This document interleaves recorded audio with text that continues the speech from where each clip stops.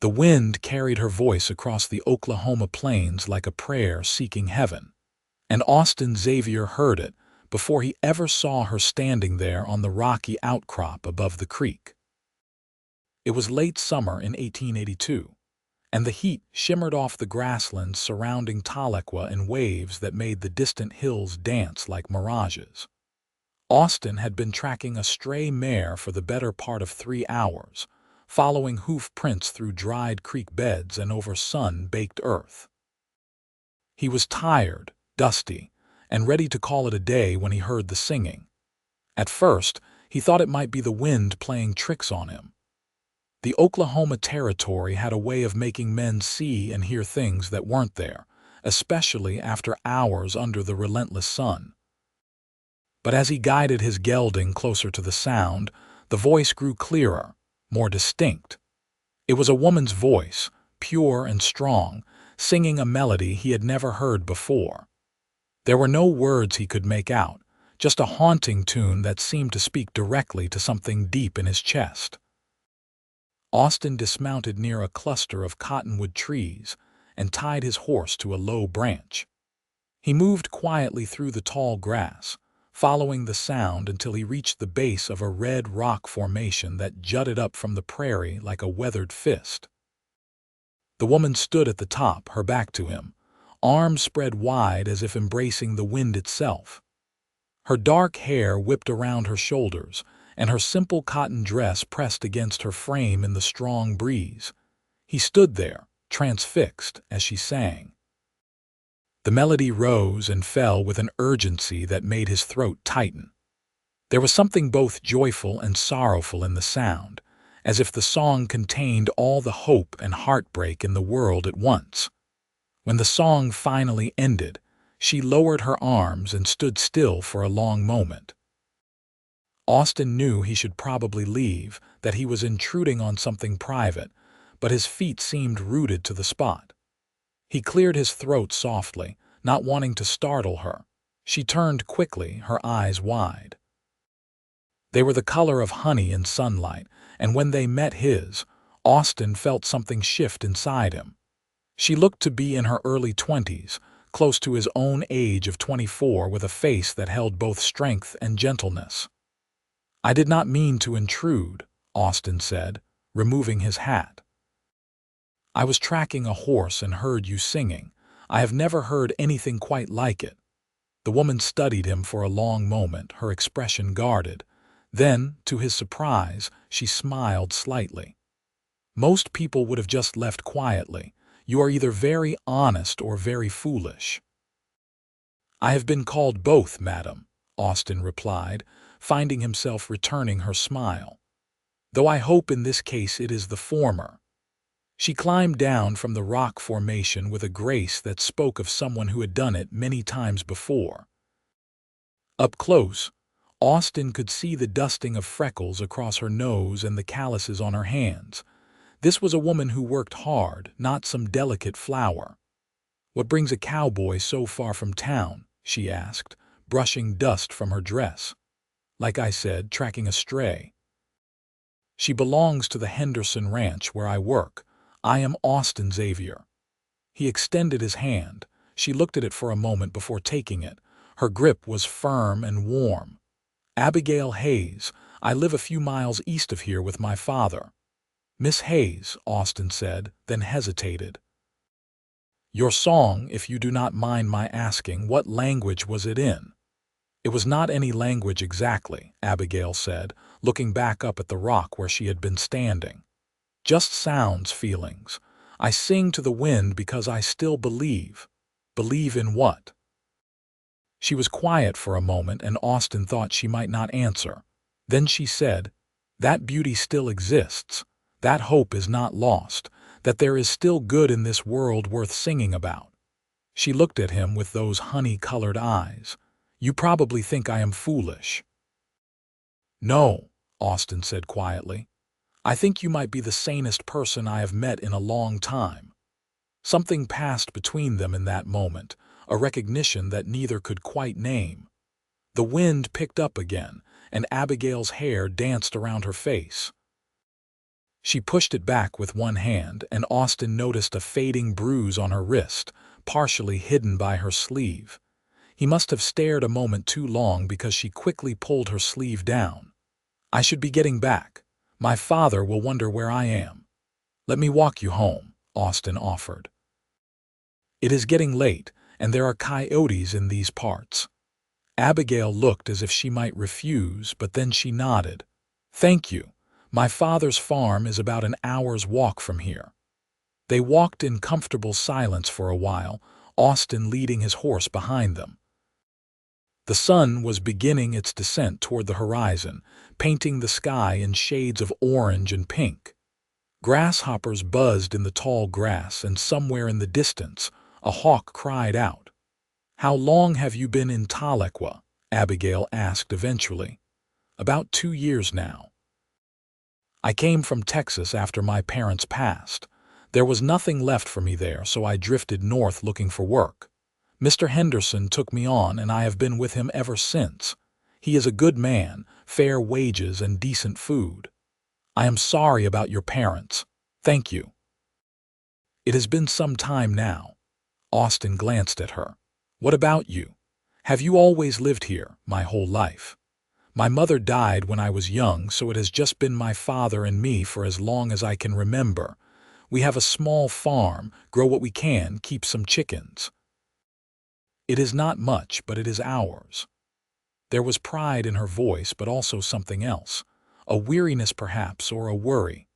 "Your father, he is a farmer then?" Abigail's expression clouded. "He was. These days he spends more time with a bottle than with the land. The farm has been failing for years. I do what I can, but—" She trailed off, then shook her head as if to clear it. "I am sorry, you do not need to hear about my troubles." "Sometimes it helps to talk," Austin said gently, "and I am a good listener." She gave him a sad smile. "You seem like a good man, Austin Xavier. That is rare around here." As they walked, Abigail began to open up more. She told him about how her father had been different before her mother died, how grief and disappointment had slowly eaten away at the man he once was. She spoke of the farm that was slowly crumbling, of crops that failed year after year, of debts that kept piling up.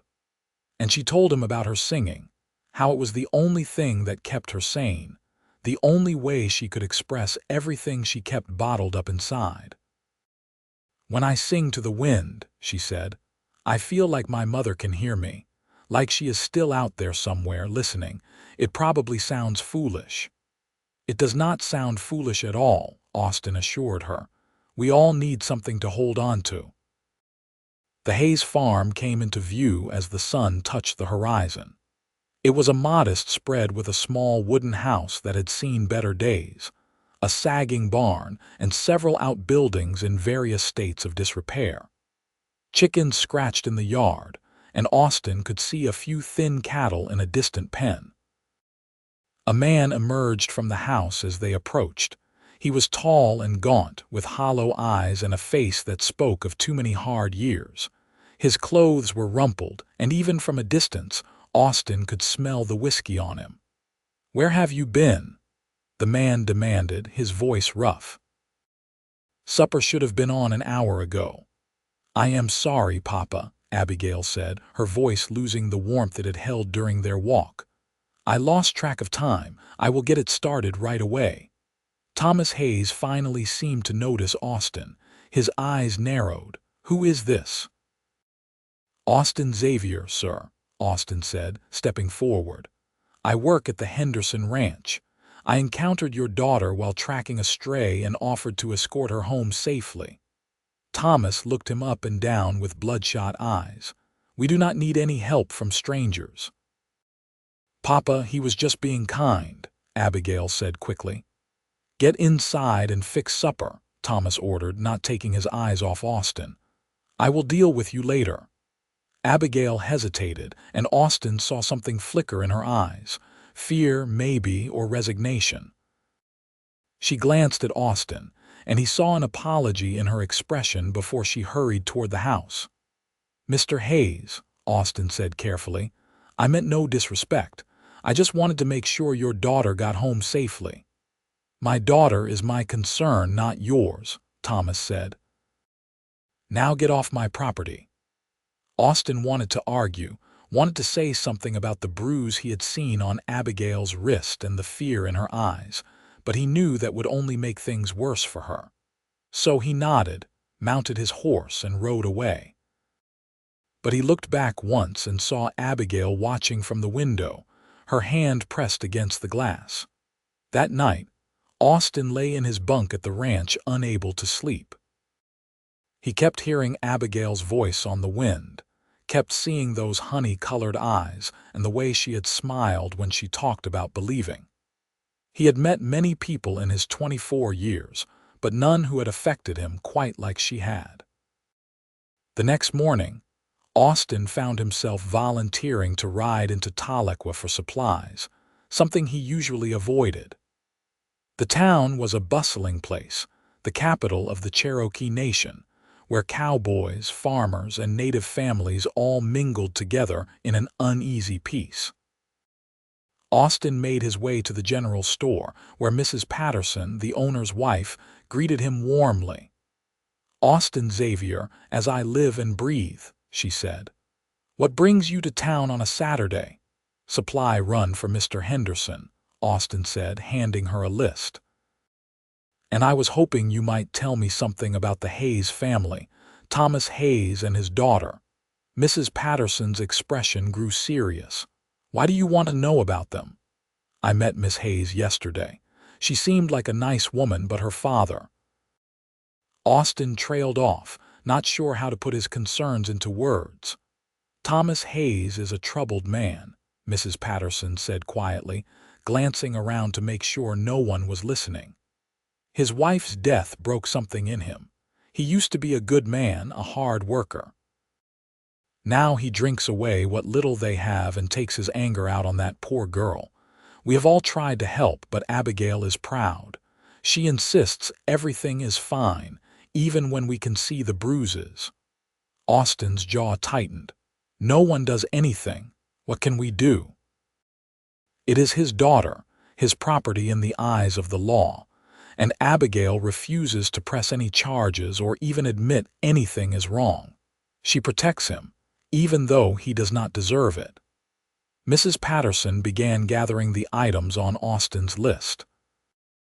"If you are thinking of playing hero, you should know that others have tried. Thomas Hayes may be a drunk, but he is also a dangerous man when provoked.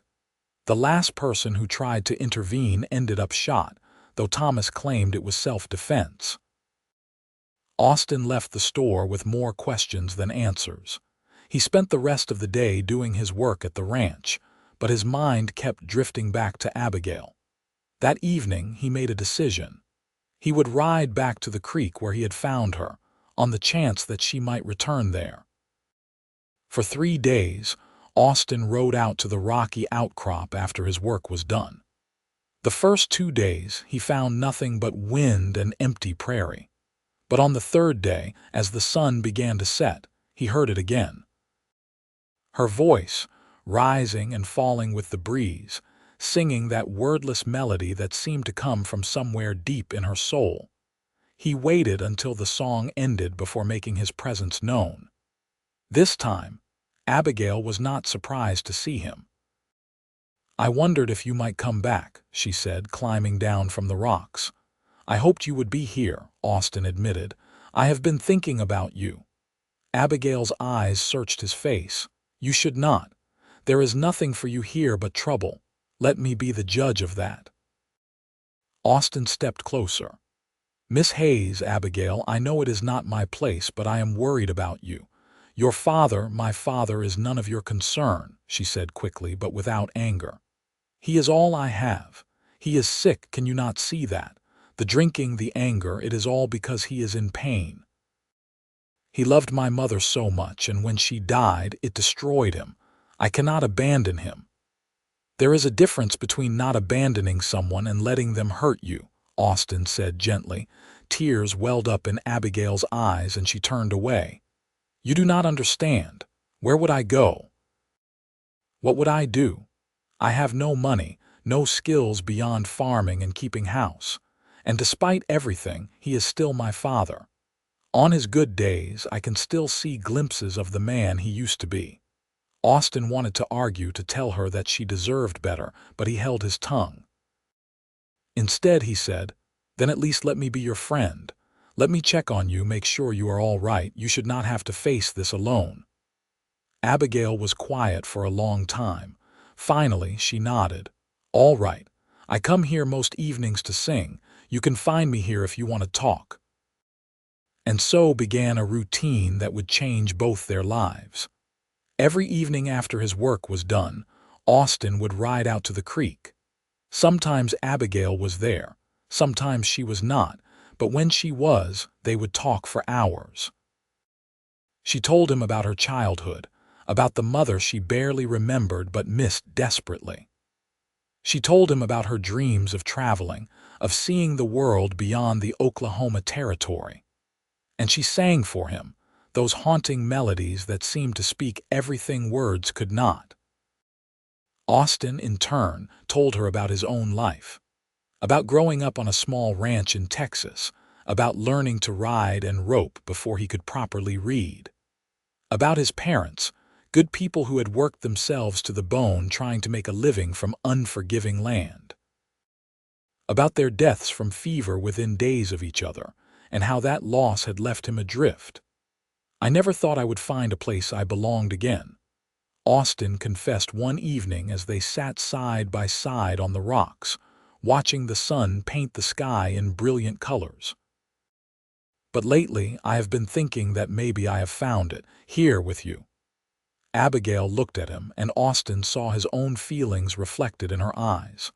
"Austin, you do not have to say anything," he said quickly. "I know the situation is complicated, but I needed you to know how I feel. I think I have been falling in love with you since the moment I heard you singing to the wind." A tear rolled down Abigail's cheek. "I feel the same way, but what good does it do? My father would never allow it. He barely lets me out of his sight as it is. The only reason I can come here is because he passes out most evenings before supper." "Then leave with me," Austin said urgently, taking her hand. "We can go anywhere you want. I have some money saved. We could start fresh, just the two of us. And leave my father to destroy himself." "Austin, I cannot. He would not survive without me. For all his faults, for all the hurt he has caused, I cannot just abandon him. He is my blood." Austin wanted to argue, but he understood. Family ties ran deep, even when they were tangled and painful. "Then what do we do?" "I do not know," Abigail whispered. "But I do know that these evenings with you are the only happy moments I have. Please do not ask me to give them up." "Never," Austin promised. "Whatever time you can give me, I will take it gladly." As autumn approached and the Oklahoma heat began to ease, Austin and Abigail's evening meetings continued. They were careful, always watchful that no one saw them together, knowing that if word got back to Thomas Hayes, there would be hell to pay. Austin hated the secrecy, hated that he could not openly court the woman he loved, but he understood the necessity.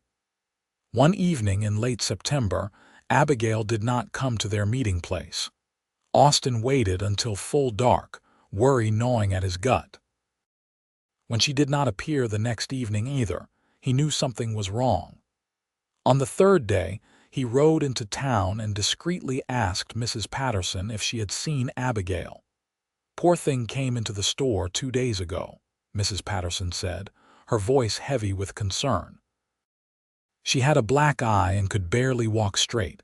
Said she had fallen, but we both know that is not true. I tried to get her to stay, offered her a place here with us, but she refused, said her father needed her." Austin's blood ran cold. Which direction did she go? "Austin, do not do anything foolish," Mrs. Patterson warned. "Thomas Hayes is dangerous, especially when he is drinking, and he is always drinking these days." But Austin was already out the door. He rode hard for the Hayes farm, his mind filled with images of Abigail hurt and afraid. When he arrived, the farmyard was eerily quiet. The chickens were nowhere to be seen, and the cattle pen was empty. The house looked even more run down than he remembered. Austin dismounted and approached the front door cautiously. He could hear shouting from inside, Thomas Hayes' voice raised in anger. Without thinking, Austin pushed open the door. The scene inside made his stomach turn. Thomas Hayes stood over Abigail, who was cowering on the floor, her arms raised protectively over her head. There was fresh blood on her lip, and Austin could see the black eye Mrs. Patterson had mentioned. "Get away from her," Austin said, his voice deadly calm. Thomas whirled around, his eyes wild. I told you to stay away from my property." "Your daughter is not property.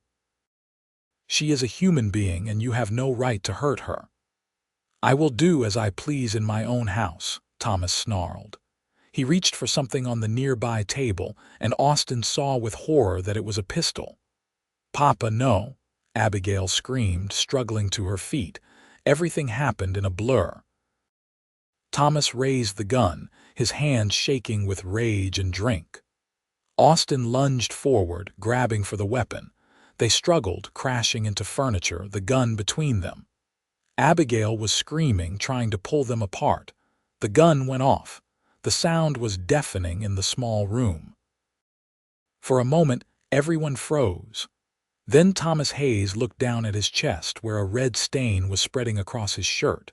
He stumbled backward, the gun falling from his fingers, and collapsed onto the floor. "No, no, no," Abigail sobbed, falling to her knees beside her father. "Papa, please, no." Austin stood frozen, staring at his hands. He had not meant for this to happen. He had only wanted to protect Abigail.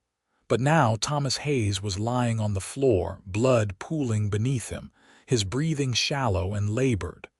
"Abigail," Thomas whispered, his voice suddenly clear.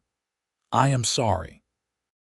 I am so sorry, baby girl. I failed you. I failed your mother." "Hush, Papa," Abigail cried, pressing her hand against the wound in a futile attempt to stop the bleeding. "Save your strength. We will get help."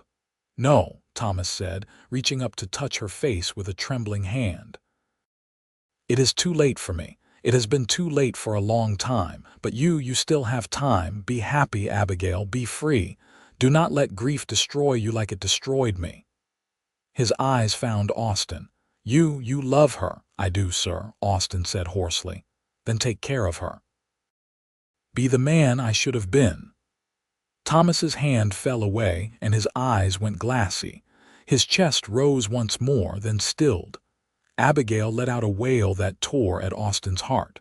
She clutched her father's body, sobbing, while Austin stood there helpless. Finally, he knelt beside her and gently pulled her into his arms. She did not resist, burying her face in his chest as she cried. "I am sorry," Austin murmured into her hair. "I am so sorry. I never meant for this to happen." "I know," Abigail said between sobs. "I know, it was an accident. He was trying to shoot you and you were just defending yourself. I saw everything." They stayed like that for a long time, Abigail crying out years of grief and pain while Austin held her. Eventually, when her tears subsided, Austin said, "We need to get the sheriff. There will have to be an investigation." Abigail nodded numbly. Together they rode into Tahlequah, leading Austin's horse with Thomas Hayes' body wrapped in a blanket and secured across the saddle. The whole way, Abigail was silent, staring straight ahead with empty eyes. The sheriff, a grizzled man named William Carter, listened to their story with a grave expression. He examined the body, looked at Abigail's injuries, and took statements from both of them. "This is a clear case of self-defense," Sheriff Carter finally declared. Thomas Hayes was known to have a violent temper, especially when drinking. And with Miss Hayes' injuries as evidence, not to mention her testimony that her father drew first and you were protecting her, I see no reason to press charges. It is a tragedy, but it is not murder. Austin felt relief wash over him, but Abigail remained silent. Mrs. Patterson took her in, insisting that she needed rest and care. Over the next few days, the town came together to arrange Thomas Hayes' burial. Despite his failings, he had once been one of them, and they honored that. At the funeral, Abigail stood dry-eyed beside the grave. She had cried all her tears, it seemed, and now there was just a hollow emptiness. Austin stood beside her, wanting to take her hand but unsure if it would be appropriate. When the last of the dirt was shoveled onto the grave, Abigail finally spoke. "He was a good man once," she said quietly. "I want people to remember that. Before my mother died, he was kind and gentle. He used to sing to me every night before bed. Grief destroyed him, but that does not mean the good man he was never existed." "We will remember," Mrs. Patterson assured her, patting her arm gently. In the days that followed, Abigail seemed to drift through life like a ghost. She stayed with Mrs. Patterson, helping in the store but speaking little. Austin visited every day, but she barely responded to him. He understood that she was grieving not just for her father but for the life she had known, as broken as it had been. A week after the funeral, Austin sat with Abigail on the porch of the general store. The sun was setting, painting the sky in those brilliant colors they had watched together so many times, but Abigail seemed not to notice. "I do not know who I am anymore," she said suddenly. "For so long, my entire life was defined by taking care of my father, trying to keep him from destroying himself. Now that he is gone, I feel lost. What is my purpose? Who am I supposed to be?" "You are Abigail Hayes," Austin said firmly. "You are strong and brave and kind. You are the woman who sings to the wind because she still believes. That has not changed." "But I do not believe any more," Abigail whispered. "I have no hope left. Everything is gone." Austin's heart ached for her. He reached out and took her hand, and for the first time in days, she did not pull away. "Then let me believe for both of us. Let me show you that there is still beauty in this world, still reasons to sing. Come away with me, Abigail. Let us start fresh somewhere new, away from all these painful memories." Abigail looked at him, really looked at him for the first time since her father's death. "You still want me, after everything that has happened?" "I will always want you," Austin said. "What happened was not your fault, and it does not change how I feel about you. I love you, Abigail. I want to spend the rest of my life with you if you will have me." Fresh tears rolled down Abigail's cheeks, but this time they seemed cleansing rather than purely sorrowful. "I love you too. I think I have loved you since that first day when you admitted to listening to me sing instead of just leaving quietly." "Then marry me," Austin said urgently. "Not right away, not until you are ready. But promise me that when the grief is not so raw, when you can think clearly again, you will be my wife." Abigail was quiet for a long moment. Then she squeezed his hand. "Yes, when I am ready, when I can give you all of myself and not just the broken pieces, I will marry you." The weeks that followed were difficult. Abigail had to settle her father's affairs, which revealed that the farm was heavily mortgaged and there were debts she knew nothing about. The bank foreclosed, and what little remained after selling off the property and livestock was barely enough to cover what was owed. Abigail found herself with nothing but the clothes on her back and a small trunk of personal belongings. But she also found herself free. For the first time in her life, she had no obligations, no one depending on her. It was terrifying and exhilarating in equal measure. Austin helped her through it all, patient and steady. He did not push her, did not demand more than she could give. He simply was there, a constant presence she could lean on.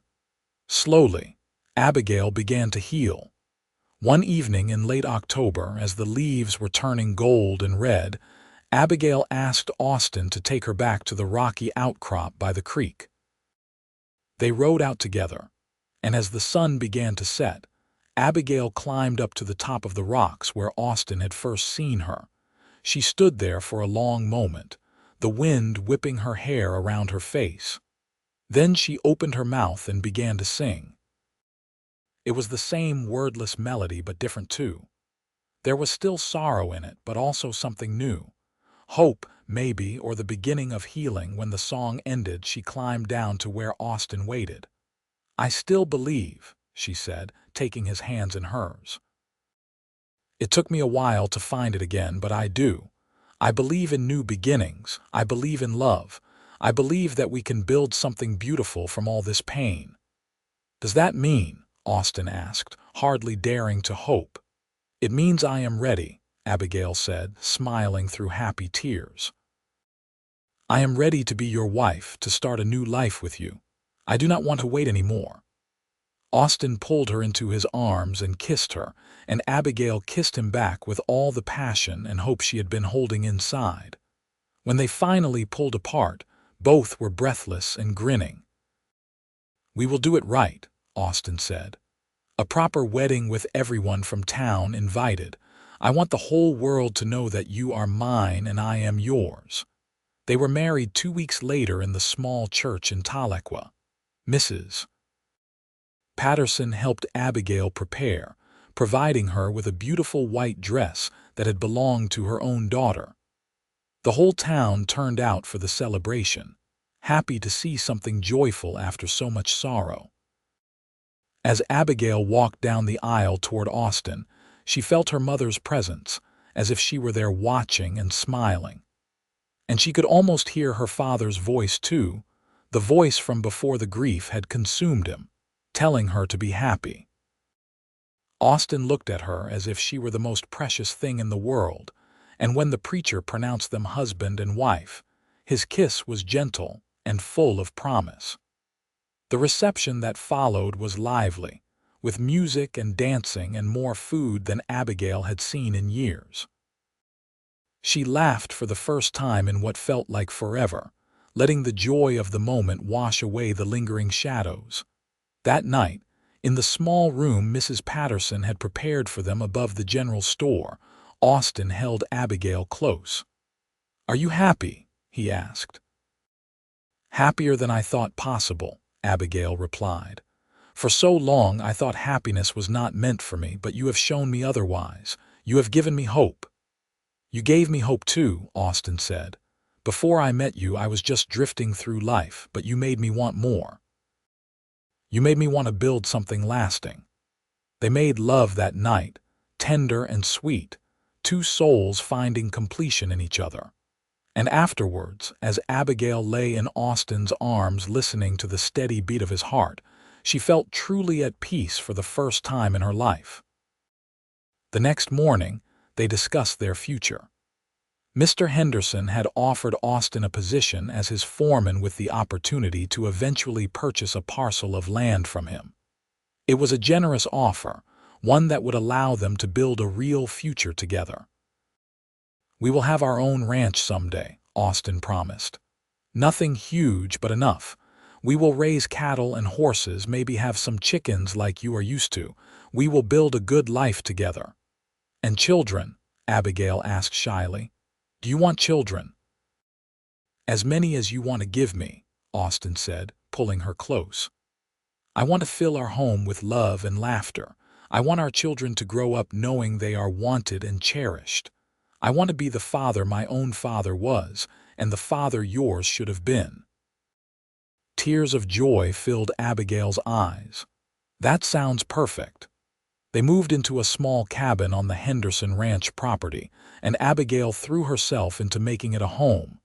She sewed curtains, planted a garden, and even got a few chickens that she treated like pets.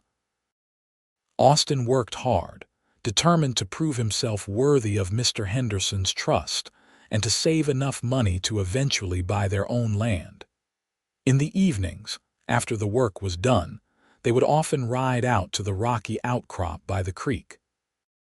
Abigail would sing, her voice rising into the Oklahoma sky, and Austin would listen with wonder. The songs were different now, filled with joy and hope rather than sorrow. But they were still beautiful, still moving in a way that words could never capture. "What are you singing about now?" Austin asked one evening as the stars began to appear overhead. "Everything," Abigail said, nestling against him. "I am singing about the wind and the sky. I am singing about new beginnings and second chances. I am singing about love and hope and all the good things I was afraid I would never have. I am singing because I still believe, but now I believe in so much more." Winter came, cold and harsh, but Austin and Abigail barely noticed. They were warm and content in their little cabin, building a life together one day at a time. Abigail proved to be an excellent cook and housekeeper, and she had a way with the ranch animals that impressed even the veteran cowboys. Austin continued to excel in his work, and Mr. Henderson began to rely on him more and more. In January, Abigail realized she was pregnant. She told Austin on a cold evening as snow fell outside their cabin. His joy was so complete that he picked her up and spun her around, both of them laughing like children. "We are going to be parents," he said, wonder in his voice. "I am going to be a father." "You are going to be a wonderful father," Abigail assured him. "Our child is lucky to have you." The pregnancy was not easy. Abigail suffered from terrible morning sickness for the first few months, and the summer heat made her miserable as she grew larger. But Austin was attentive and caring, making sure she had everything she needed. Mrs. Patterson visited often, bringing supplies and advice, having raised 5 children of her own. In early September, just as the worst of the heat was beginning to break, Abigail went into labor. It was long and difficult, and there were moments when Austin feared he might lose both his wife and child. But Abigail was strong, stronger than anyone gave her credit for, and after nearly 20 hours of labor, their son was born. They named him Thomas William Xavier, after both their fathers, hoping to honor the good in the men they had been before life had broken them. The baby was healthy and strong, with a powerful set of lungs and his mother's honey-colored eyes. Austin held his son for the first time with tears streaming down his face. "He is perfect," he whispered. "You are perfect. I cannot believe how lucky I am." "We are both lucky," Abigail said, exhausted but glowing with happiness. "We found each other against all odds, and now we have created this beautiful new life. I wish my parents could see him." "They can," Austin said firmly. "Somewhere they are watching, and they are proud of us.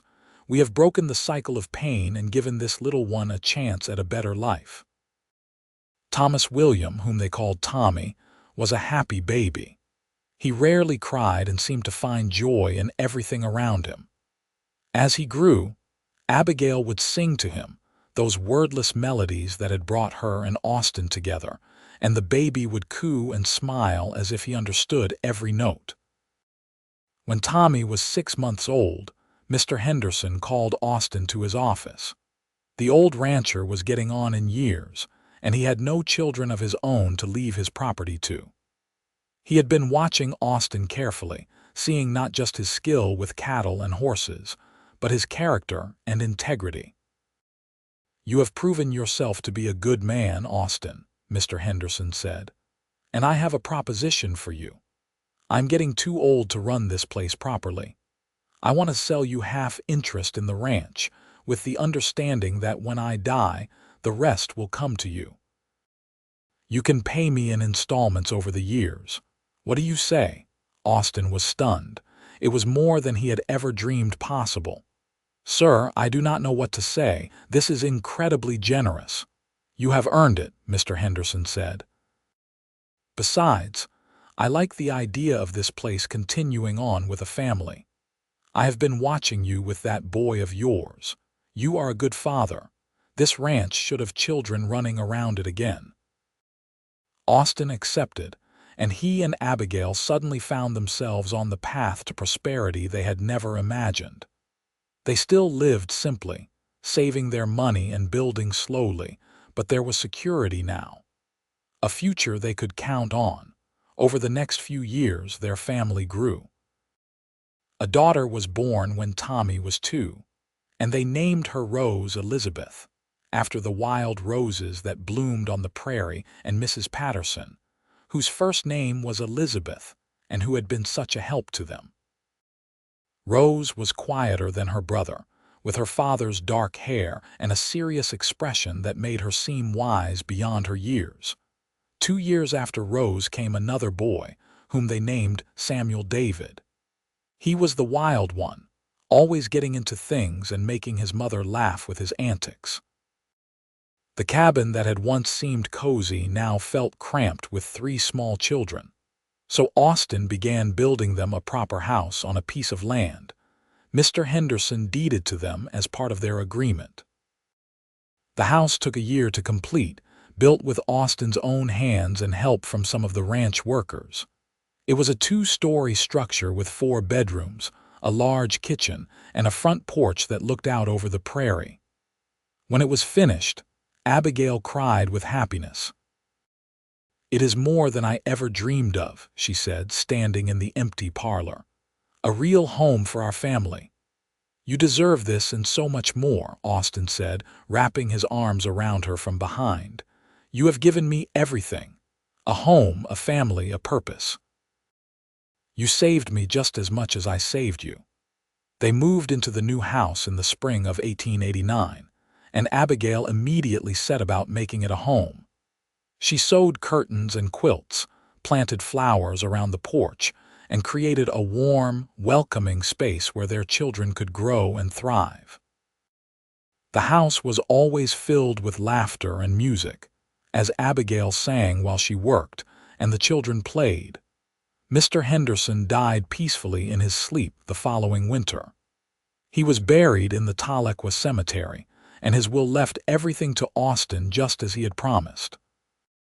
At 29 years old, Austin found himself the owner of a successful cattle ranch with a beautiful wife and 3 healthy children. It was more than he had ever imagined when he had been a drifting cowboy just 7 years earlier. But success did not change Austin and Abigail.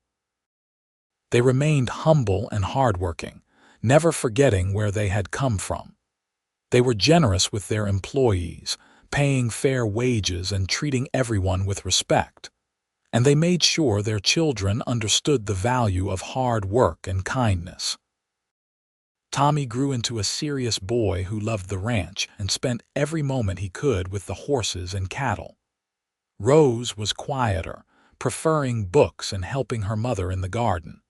Samuel was the adventurer, always exploring and getting into scrapes that required rescuing. In the evenings, when the work was done, and the children were in bed, Austin and Abigail would often sit on their front porch and watch the sun set over the prairie. Sometimes Abigail would sing, her voice carrying across the grasslands, and Austin would hold her hand and thank whatever power had brought them together. "You ever think about how different our lives could have been?" Abigail asked one evening, "if you had not heard me singing that day?" "Every day," Austin admitted. "I think about all the things that had to go right for us to find each other. If that mare had not strayed, if I had not followed the sound of your voice, if I had just walked away. We came so close to missing each other entirely." "But we did not," Abigail said, squeezing his hand.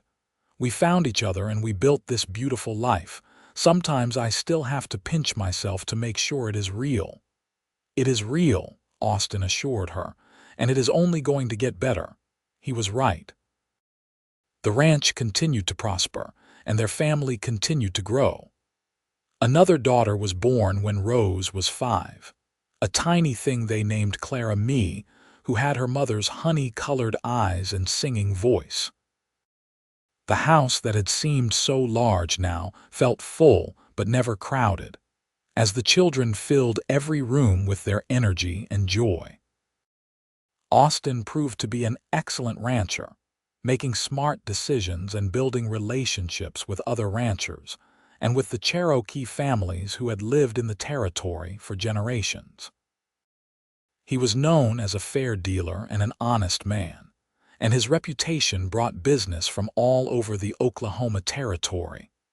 Abigail became known for her garden, which produced more vegetables than their family could eat. She began selling the surplus in town, and soon people were coming from miles around for her tomatoes and squash. She also began teaching music to the local children, passing on her love of singing to the next generation. On Tommy's 10th birthday, Austin took him aside for a serious conversation. "Son, this ranch will be yours someday," he said. "You and your brother and sisters will inherit everything your mother and I have built, but I want you to understand something important.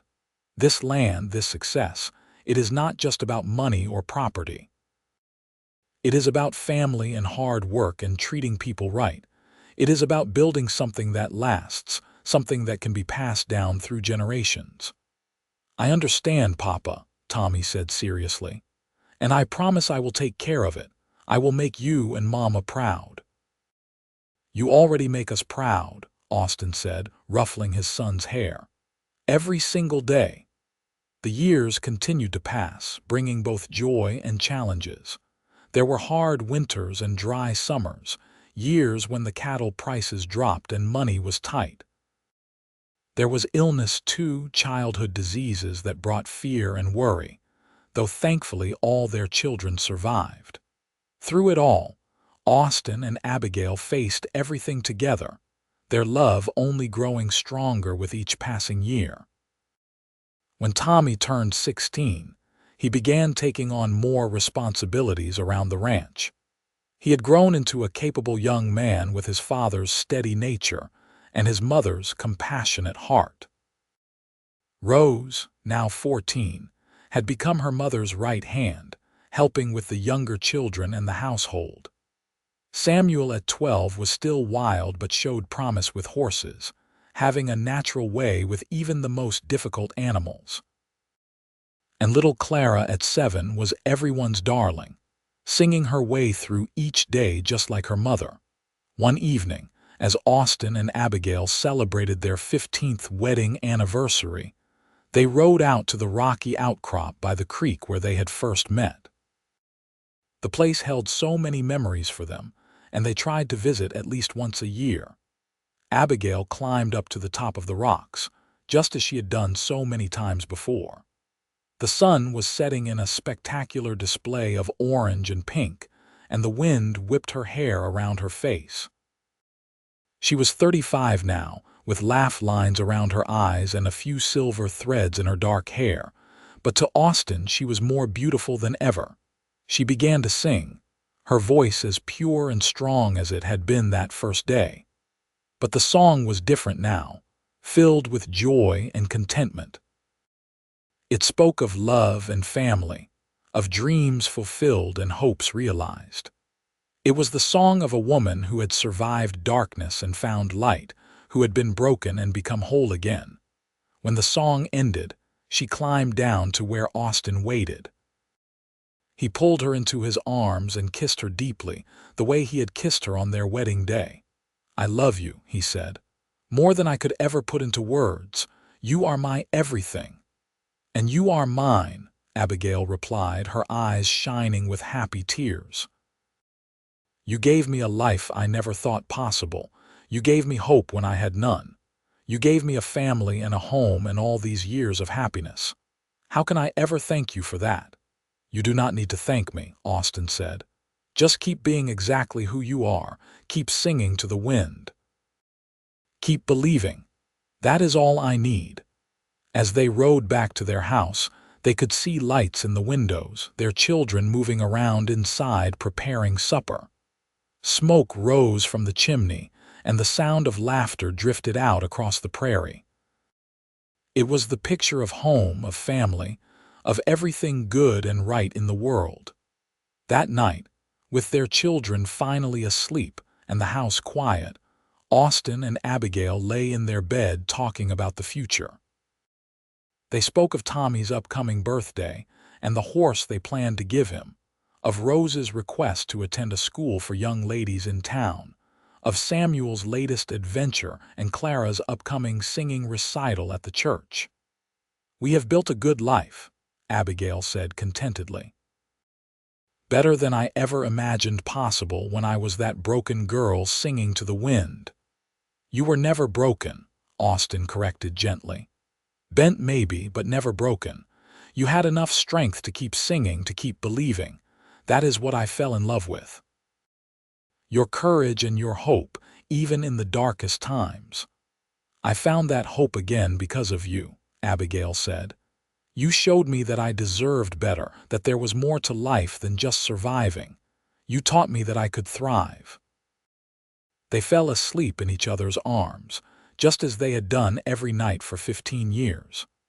Outside, the wind whispered across the prairie, carrying echoes of old songs and promises of new ones yet to be sung.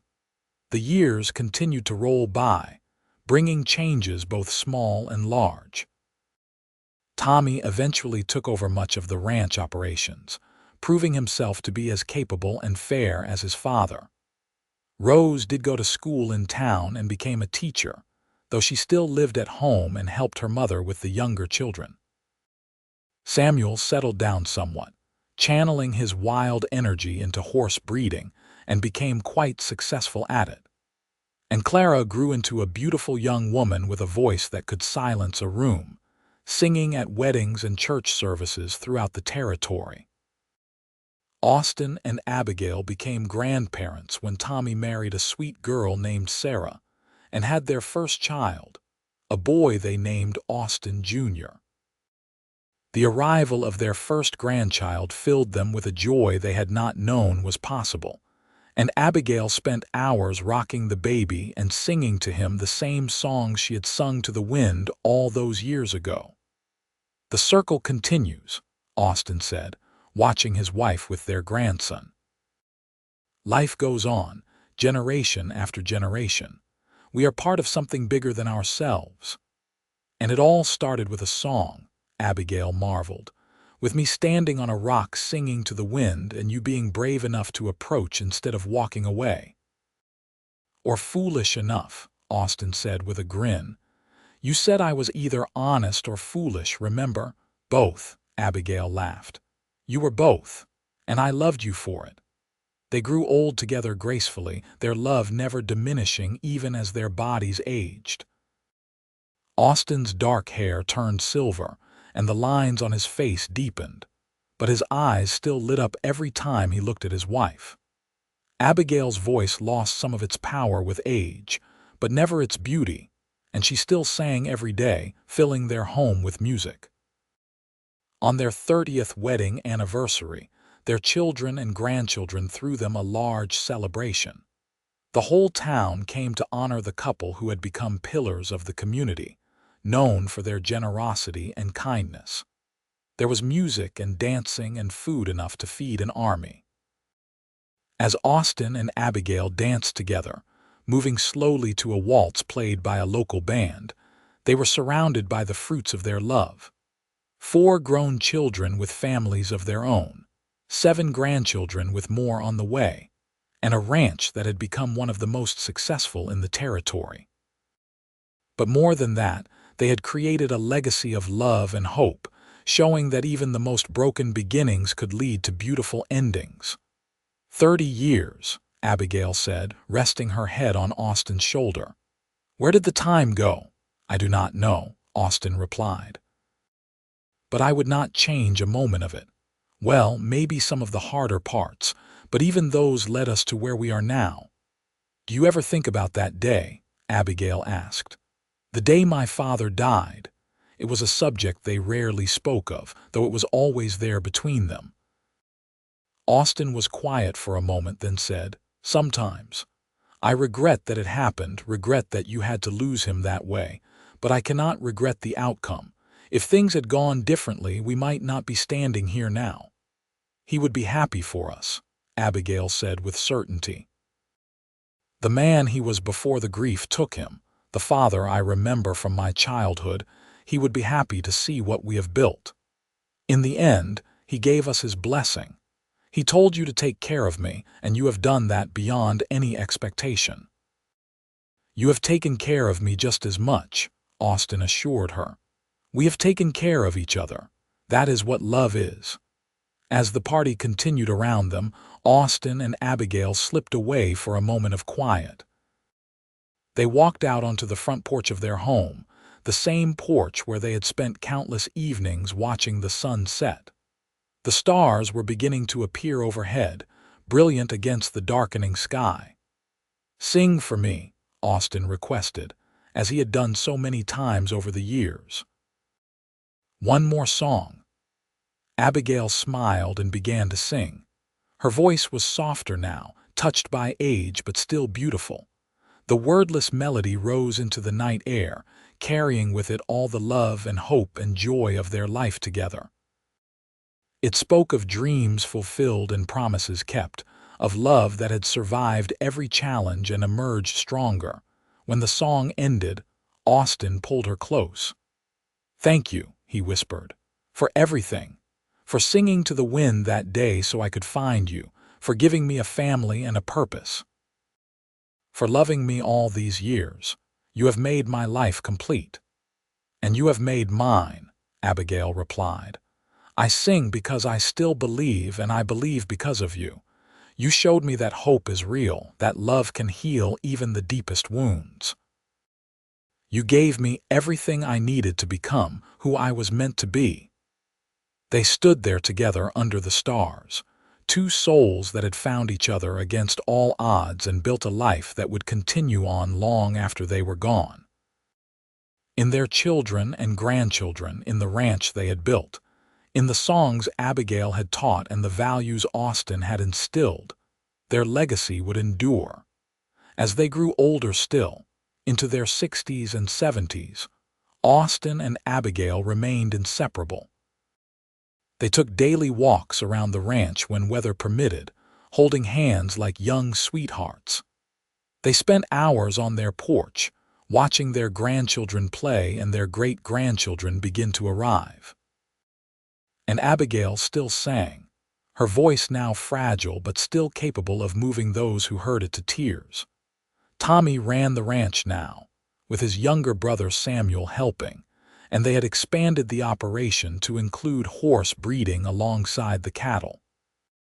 Rose's children were all successful in their various pursuits, and Clara had married a musician from town and was raising a family of beautiful singers. The Xavier name had become synonymous with integrity and success throughout Oklahoma, which had achieved statehood in 1907. On a warm summer evening in 1918, Austin and Abigail sat on their porch as they had done thousands of times before. Austin was 79 now, and Abigail was 73, and both were feeling the weight of their years. But they were content, surrounded by family and blessed with a love that had only deepened with time. "You remember the day we met?" Abigail asked, a question she had posed many times over the years. "Every detail," Austin replied, as he always did. "The way the sun hit your hair, the sound of your voice rising to the sky, the look in your eyes when you climbed down from those rocks. I knew in that moment that my life would never be the same." "Mine too," Abigail said softly. "I was so lost then, so broken and hopeless. But you saw something in me worth saving. You gave me a reason to keep believing." "You were always worth saving," Austin said firmly. "You just needed someone to help you see it." As the sun set in a glorious display of colors, Abigail began to sing one last time. Her voice was barely more than a whisper now, but it carried all the love and hope of their life together.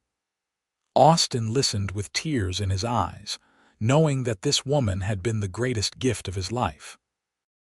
When the song ended, they sat in comfortable silence, holding hands and watching the stars emerge. Around them, the sounds of family drifted from the house, the laughter of great-grandchildren and the voices of their children planning the next day's work. It was the sound of life continuing on, the legacy they had created together. Austin passed away peacefully in his sleep a few weeks later, his hand still holding Abigail's. She mourned him deeply, but without the consuming grief that had destroyed her father. Their love had been complete, and she had no regrets. She had given him everything, and he had given her the same. Abigail lived another 5 years, surrounded by her children and grandchildren and great-grandchildren. She spent her days telling stories about Austin, making sure the younger generations knew what a remarkable man he had been. And she still sang, her voice now barely audible but still carrying that quality that had first captured Austin's heart so many years ago. On a crisp autumn morning in 1923, Abigail asked her family to take her to the rocky outcrop by the creek where she and Austin had first met. It was not an easy journey for a woman of 78, but her children understood its importance. They made her comfortable on a blanket at the base of the rocks, and her eldest grandchildren helped her climb to the top one last time. She stood there with the wind whipping her white hair around her face, just as it had done when she was a young woman of 22. She raised her arms to the sky and began to sing. The wordless melody rose into the air, weaker than before but still beautiful, still full of all the love and hope she had carried throughout her life. When the song ended, she smiled. "He can hear me now," she said to her children who waited below. "I know he can, and he is waiting for me."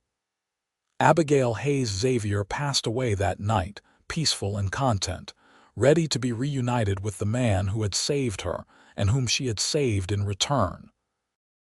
She was buried beside Austin on a hill overlooking their ranch, beneath a simple headstone that read, "She sang because she still believed, and love proved her right." Their descendants continued to prosper, generation after generation, building on the foundation Austin and Abigail had laid. The ranch stayed in the family, growing and changing with the times but never losing the values its founders had instilled. And every year, on the anniversary of that first meeting, family members would gather at the rocky outcrop by the creek to sing wordless melodies to the wind, remembering the couple whose love had started it all and keeping their memory alive through song and story. The legacy of Austin and Abigail was not just the land or the prosperity they had built, but the lesson they had taught through their lives. That hope is worth holding on to, that love can heal even the deepest wounds, and that sometimes the most broken beginnings can lead to the most beautiful endings. They had taken their pain and their loss and transformed it into something lasting and good, proving that it is never too late to start again, to believe again, to love again. And on quiet evenings when the wind blew across the Oklahoma plains, those who listened carefully could sometimes hear echoes of Abigail's song, still singing to the wind, still believing, still celebrating the love that had given her life meaning and purpose. It was a reminder that some loves transcend time and death, that some stories never truly end, but continue on in the hearts and memories of those who come after. The Xavier Ranch stood as a testament to what two people could build when they refused to give up on hope and on each other, a monument to love's power to transform and redeem. And that, perhaps, was the greatest legacy of all.